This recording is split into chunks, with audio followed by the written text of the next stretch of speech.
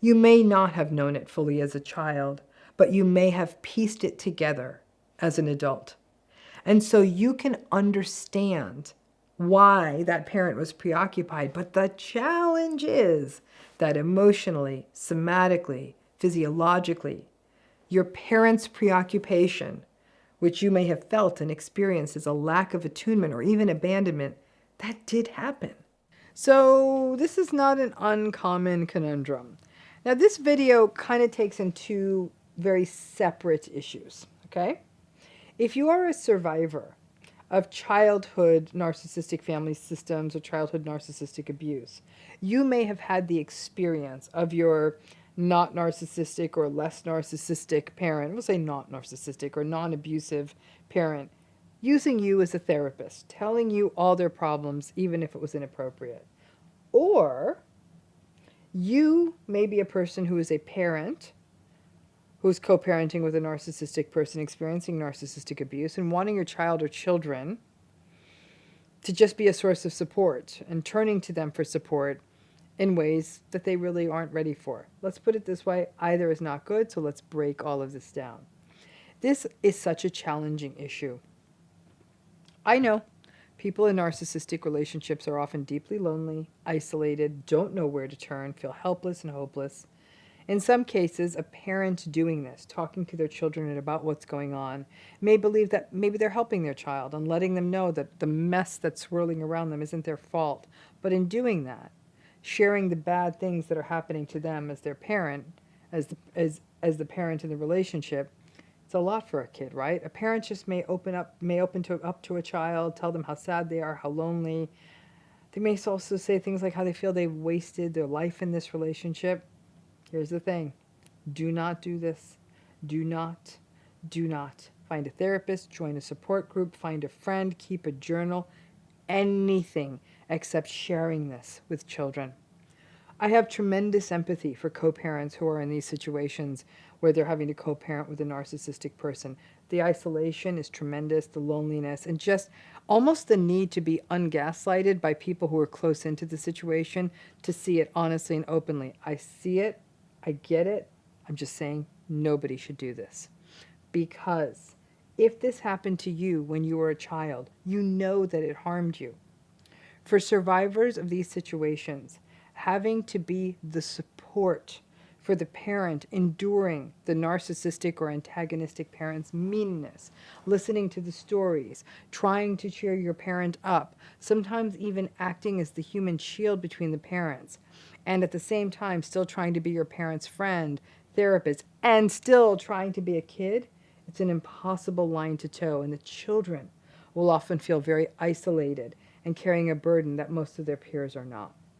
Survivors of these situations will report not only having to navigate the thorny issue of having a narcissistic parent and that sense of being not enough, the tension, the sadness, the anxiety, and the loss of self-worth and identity that comes from that, but simultaneously then to have to occupy the adult role of being there for a parent, to soothe them when you yourself live in fear and anxiety, to cheer them up when you're sad. It just isn't right to do to any child.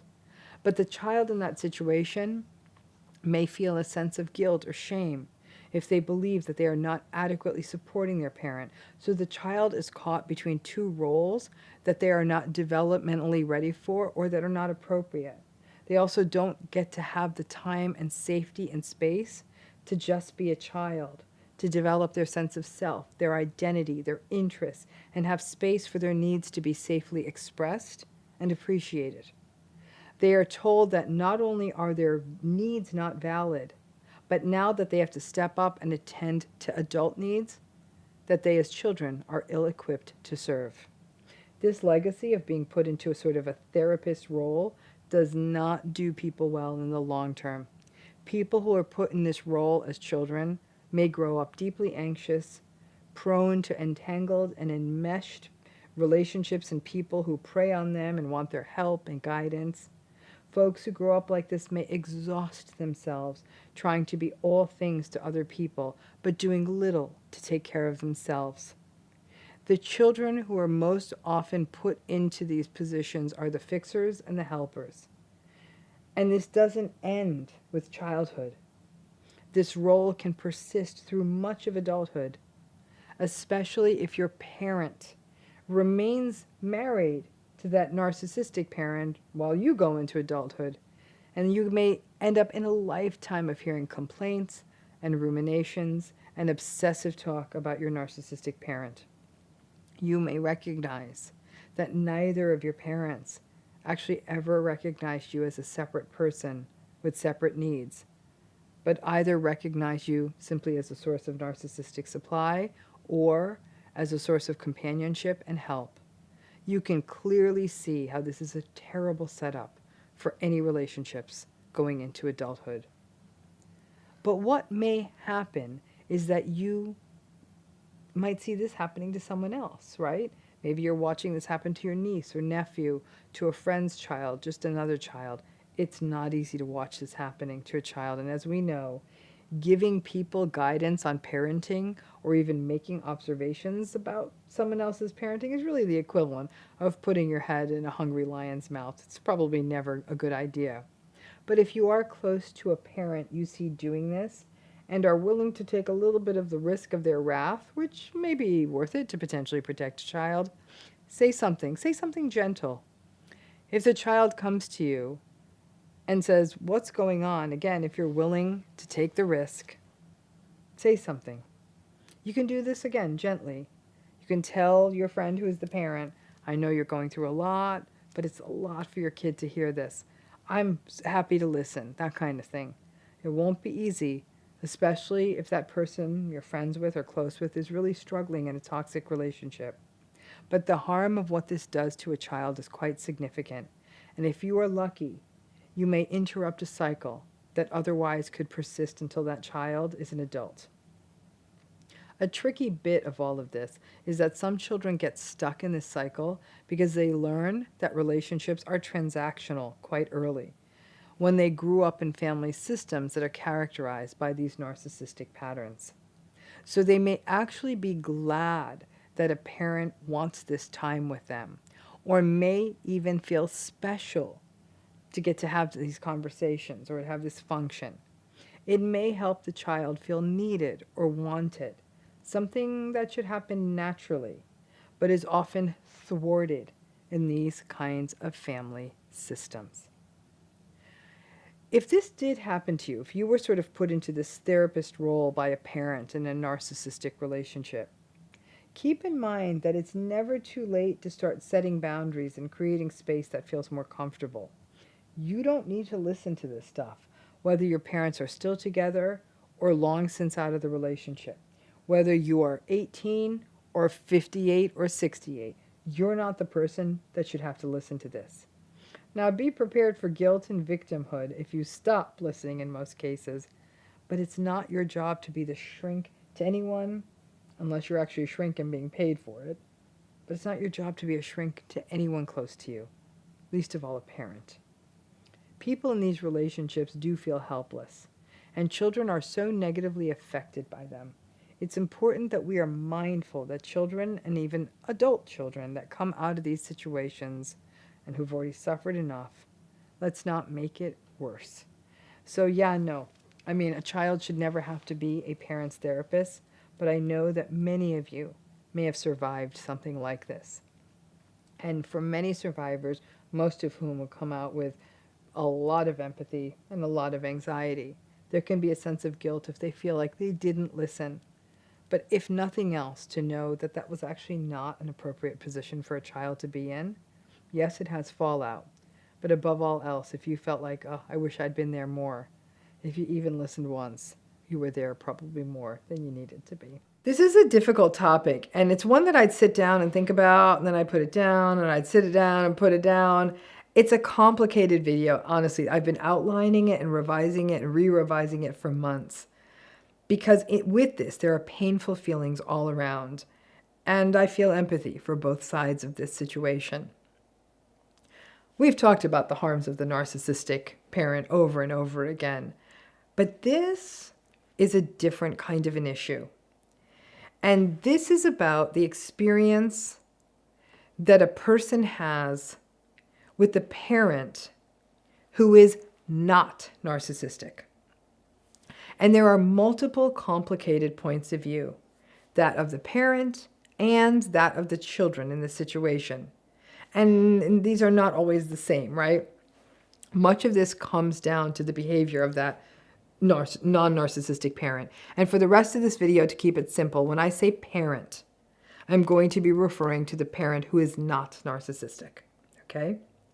So for this parent, being married to or having to raise children with or co-parenting with a narcissistic person was very difficult. And it is also very likely that this parent did not know what narcissism was for a long time, may still not. So they may have put a lot of time, effort, energy, rumination, and psychological bandwidth into managing, appeasing, and dealing with your narcissistic parent. From the jump, that meant that this parent was not always going to be available or as attuned to you as they could have been and frankly should have been. It's even conceivable that in some cases, not all, but some, this parent may have even become irritated with you when your behavior was riling up the narcissistic parent, who was then going to yell at them, and so you became one more thing to manage. You would have been an easier and safer target for them to focus on and even be frustrated with than the narcissistic parent.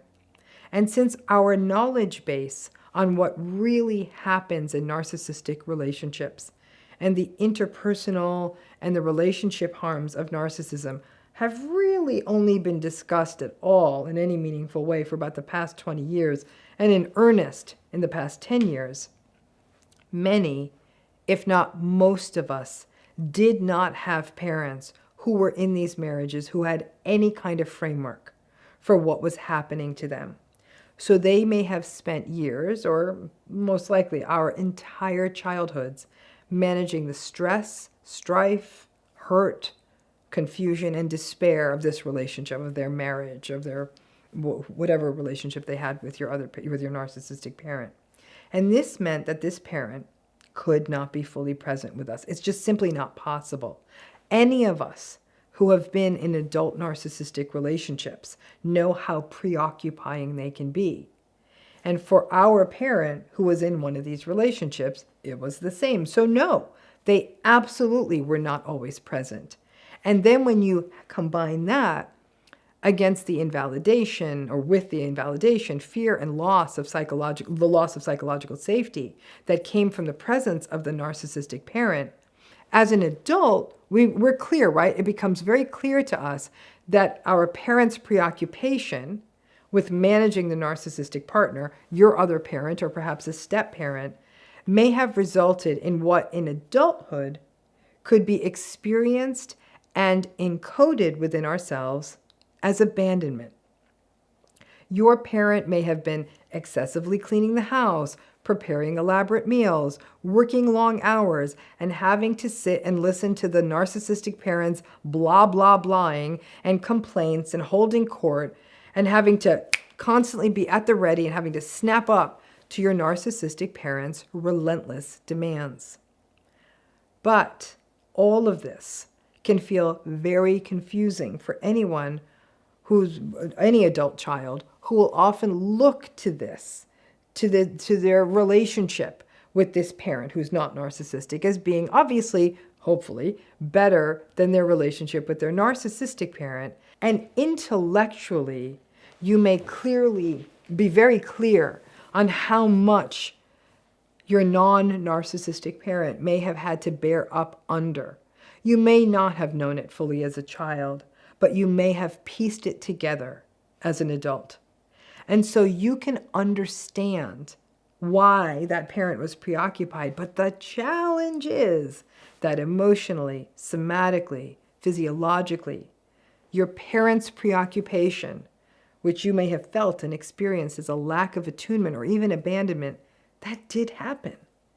Many adult children will say they feel guilty for characterizing their non-narcissistic parent in this way, knowing what that parent was up against. But also recognize that it was one more piece of the puzzle in understanding that feeling of not good enough that you and most survivors experience, a sort of multiplier that not only was there the invalidation and the role reversal and the chronic need to win over and to appease the narcissistic parent, but there was also this sort of living with an anticipation, a tension, an internalized sense that you as a child would not be enough to maintain or keep that other non-narcissistic parent's focus, and because of their preoccupation with the narcissistic parent. Two pathways operating to making you feel not enough. You may have memories in which times with your parent were good, especially when the narcissistic parent was not around. For example, when the narcissistic parent was at work or traveling or on doing errands. You may recall those as being very happy times with that parent, and even the wish that your narcissistic parent wasn't around or didn't exist, which then can actually leave a child feeling guilty, as though they were somehow bad or disloyal for wanting their narcissistic parent to disappear. But once that narcissistic parent came back around, all the fun, all the safety would end, and everyone would be hypervigilant and on the eggshells again, including your parent. Now, this sense of feeling abandoned by your parent who is not narcissistic can be a very complicated one. And as I said, it can bring up feelings of guilt and grief, and even an internal sense of being disloyal or even mean, especially when you would think about the struggles that your parent experienced. And it can bake this identity in for yourself as though you're the one who's bad or too demanding or too particular, which of course then becomes a vulnerability to getting stuck in future narcissistic relationships and maintaining a cycle of self-blame. In a narcissistic family system, it's quite common for children to take on roles, feelings, and behaviors that they aren't developmentally ready to take on. And that includes often maintaining deep empathy for the parent whom they may see suffering. For example, you may see your parent who's not narcissistic crying, or being yelled at by the narcissistic parent, or even seeing the sort of hypervigilant tension scrambling around of them always trying to please the narcissistic parent, which often meant less time attuned to children and caregiving. So that places the child who is in this circumstance, who's having to balance multiple things at the same time, having to manage and appease and avoid and live in the unpredictability of the narcissistic parent, witnessing the dismantling, the sadness, the anger, and the appeasing behavior of your other parent. And all the while this is happening, you're not consistently getting your attachment needs met. So none of this is easy. Obviously, this takes a different tone when divorce or relationship separation is involved, because now you may not be watching your parent endure the narcissistic parent on the daily, but you may have to listen to one parent berate the other parent, perhaps even both parents berating each other, an ongoing sense of confusion, some fear or frustration at having to manage your narcissistic parent on your own, or having to put up with their shenanigans, like having to meet their new partner too soon. Perhaps watching the other parent struggle in the wake of the divorce. And all that preoccupation, again, may mean that you felt abandoned.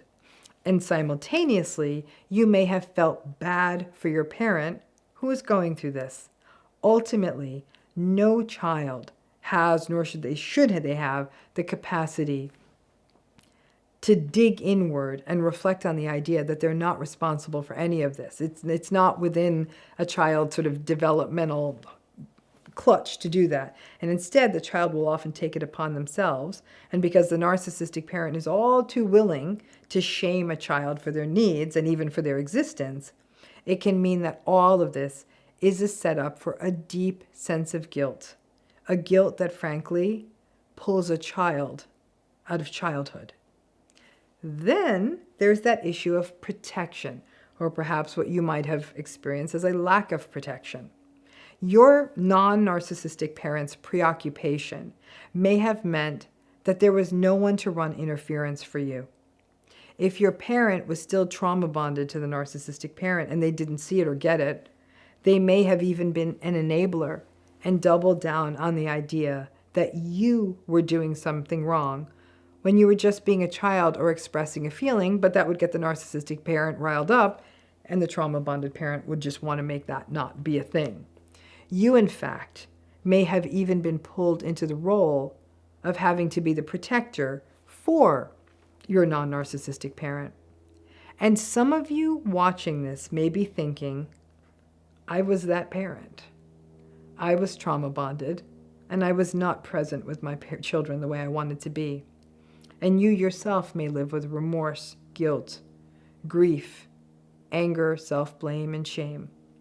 This may have, in the long term, negatively affected your relationships with your children into adulthood, and maybe it didn't. All of this can vary depending on lots of things, but many parents will say, yes, I was fully distracted by trying to meet the demands and the chaos and grieving the betrayals of my narcissistic co-parent, and it was all but impossible to consistently attune to children and be everything to your narcissistic spouse at the same time. As a parent, hard as it may be, trying to explain it away to your adult children may not be the best approach, but instead, if your children ever express the feeling that they did feel they were in second position to their parent or even abandoned, hard as it may be to hear that, hear it. Don't feel the need to jump in and defend it. Validate their feeling. Make amends. All of you, spouses, children, all of you were hurt by the narcissistic parent and partner. But as a parent, your apology is a requirement for your child's healing. Remember that multiple things can be true at the same time. That your parent was not available to you in a consistent way. That they were managing a lot with your other narcissistic co-parent. This meant that you were not consistently attuned to and may have even felt abandoned in favor of the narcissistic parent. You still had to endure the shaming and the blaming of the narcissistic parent. You were not protected, but you may have very much loved your other parent and enjoyed spending time with them, and you could see what they were up against. But yeah, ultimately at some level, because the parent was so busy having to deal with that narcissistic mess, you were abandoned. Your parent may very well have often given the best of themselves to that narcissistic parent in the futile endeavor of not only winning that narcissistic parent over, but maybe in the larger service of hoping that this would make for a happier family. None of this was your fault. It was not your responsibility.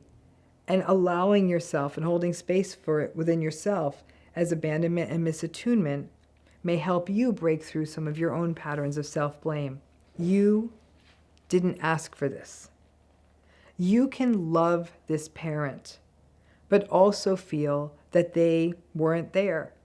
It means seeing this with nuance and may help you break out of trauma-bonded cycles and the sense of guilt. As I said, this is not a comfortable conversation, and it's quite possible that your parent may be feeling remorse and grief and shame of their own, but that's not your burden to carry. You are the child. It's not your place to have to soothe it. It's the parent's place, even if you are both adults, to acknowledge it. And with that validation, you both may feel as though you are in a better place to heal, work through the grief, and free yourself from that sense of guilt for viewing your parents' own struggles as something that harmed you. Seeing the multiple truths, the pieces that don't easily fit together. This is how we break through the cognitive dissonance. And when we don't see that multiple things that can be true, we sometimes invalidate our own experience. When we see it more clearly, it makes us less likely to fall into trauma-bonded patterns. It may also illuminate any adulthood feelings you have around abandonment, fears of relationships, feeling the need to overtake responsibility for other people's feelings, and a sense of vigilance in relationships. The chaos created by a narcissistic parent is chaotic for both the children and the adults in that environment, and fostered that inconsistency and that what we call that intermittently reinforced, sometimes they're there, sometimes they're not, trauma bonded space. But seeing the situation clearly, this isn't about blaming your parent, but acknowledging simply that you had an experience and giving yourself permission to call it what it felt like, whatever that may be. We might sometimes feel that naming our feelings is a betrayal of the other. An interior experience like naming our feelings is our experience. And allowing us to call an experience what it felt like can sometimes be how not only we get through to the other side of that feeling, but that we can potentially co-heal with that parent that might have been harmed in a narcissistic relationship. It looks differently for everyone, and you might be thinking, well, there's a whole range of parents out there, and this doesn't even begin to get at that whole issue of what if I have two narcissistic parents? That's a whole different story. But in this case, that sense of abandonment you might feel by a parent who in many ways you saw went through their own hell and that you do love can feel like you're doing something wrong, but until you're able to see it clearly, you can put it ultimately down, but you do have to give yourself a moment to work it all the way through. So it's a funny burden to have to carry when you had one narcissistic parent, one parent who wasn't a narcissist. What do you do? I mean, it was bad enough when you were a kid. What do you do as an adult? So this is such a tough question. I actually sat on this question for a few months before I made this video because there's such a range of reactions people have to this situation. And that would have bearing on what people will do as the adult children in these situations. So basically the situation is that your parent is still married. They're staying in that relationship. So it is like watching a person die on the vine, or at least a navel on the vine. So let's talk about the versions of this. Again, these parents are still married to each other, okay? There's the person whose parents stayed, and the parent who stayed is a decent person, a good person who did their best, who loved you, who tried their best to protect you, but for whatever their reasons were, generational, money, culture, religion, fear, they never left. Second scenario is the person whose non-narcissistic parent stayed, but was completely detached when you were a child. Your narcissistic parent would rage at all of you, but the parent, your non-narcissistic parent, didn't even try. They may have even just gone along to get along, and for the same reasons as above, they may have stayed in the relationship. The third version of this is the person whose non-narcissistic parent, who literally didn't see it, and may have been the narcissistic parent's chief enabler, saying nonsense like, your parent loves you, or you're being ungrateful. They were basically playing Iago to your narcissistic parent's Othello. And then, obviously, there is the person who has two. Their parents stay together and both parents are narcissistic. Like I said, heaven help you. So they have been literally a co-perpetrator of narcissistic abuse. But I don't think that's what the question I've been getting is about. So let's start with the first one. I think in some ways this is the hardest one when you're the adult child.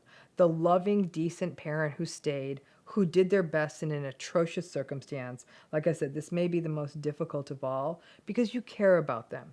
You can see the cumulative suffering your parent has experienced. You may even have survivor guilt if you moved away as early as you could and stepped away from the situation. You may have tried to encourage your non-narcissistic parent to leave 1,000 times. You may have offered to help them to leave, told them they could stay with you, offered them money. You may keep trying to point out how awful your narcissistic parent is, and they may even agree with you. But whatever those ties that bind, and they are tight, culture and religion may be at play, and that may even frustrate you as well. But at some point, you'd have to give in to that radical acceptance that everyone has their path to follow. The challenge is if it's not a cultural issue, but money, and you offer money and support, they still stay. That's when it seems like something else is keeping them in this toxic relationship. Remember that people who survive long-term narcissistically abusive marriages are often quite trauma bonded. So even if they can articulate what was wrong, that doesn't mean that they will leave. Aging doesn't help, and duty and an obligation may leave your non-narcissistic parent feel as though they're now stuck after a certain age. So what do you do as the adult child? Therapy, as much as you can get into. because many people feel tremendous guilt and tremendous grief in these situations. You may be experiencing a complex mix of emotions, not just guilt and grief, but also anger and disappointment. You may wish that they did leave and salvage your childhood. However, you may also have warm feelings toward this parent, and at best, all you may be able to do is just be there for them, even if they don't leave. Some people can't watch the mess of their narcissistic parents' marriage with the non-narcissistic parent and step away, which, by the way, is okay. Over time, the grief of witnessing this may be too overwhelming. If you can give up on the hope of them leaving and then being there and staying in touch in whatever way that feels comfortable, maybe sometimes giving your long beleaguered parent some pleasant experience, a grandchild visit or a trip or taking them out, that might make a difference. You won't be the one to convince them to leave, so stop trying. It's exhausting, both of you. The second scenario, with those of you who had the detached parent, who was not narcissistic but detached, that's more complicated. You may have felt very abandoned by this parent as a child, and as the narcissistic parent raged around you, the other parent was completely psychologically absent, which often left you feeling unsafe. That non-narcissistic parent may have made the meals, gone to work, come home at night, kept the house running, whatever their role was. But for some survivors, the anger that the non-narcissistic parent in this case just mentally checked out while the rage of the narcissistic parent was spinning around can be hard to get past, even if you understand it. As an adult, you may be able to frame the detached parent's conduct as a trauma response, especially if the narcissistic abuse was bad. But that said, it also made your childhood much worse. In these cases, it may be harder to reach back in. You may still deeply pity your parent who's stuck in that narcissistic marriage. You may feel you want to help them in ways you can.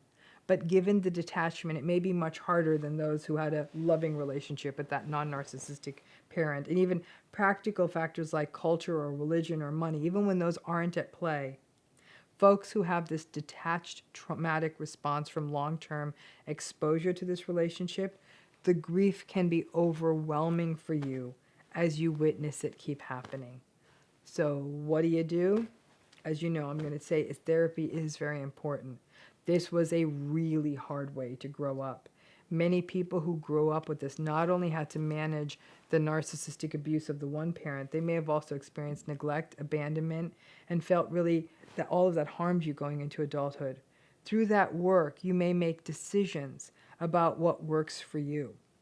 Some folks decide to detach from that detached parent themselves. Some gain more compassion for that parent's plight and offer up empathy. Some may have empathy but can't watch the toxic situation any longer. Only you know what fits right, and none are wrong.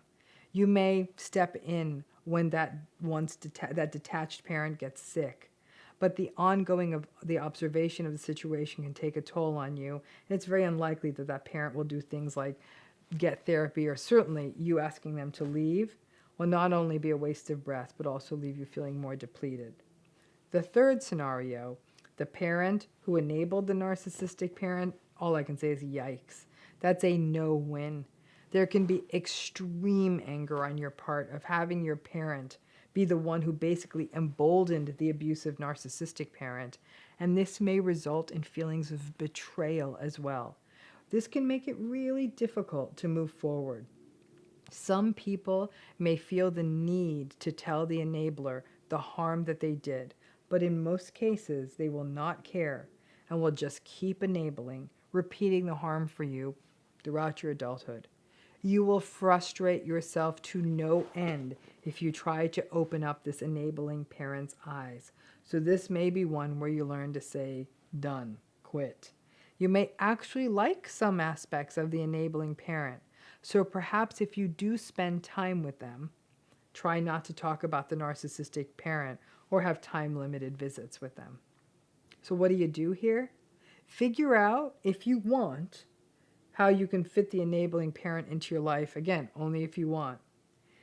In some ways, such parents are completely impermeable, and not talking about your narcissistic parent is important, as it can be really exhausting to hear the enabling rhetoric again and again.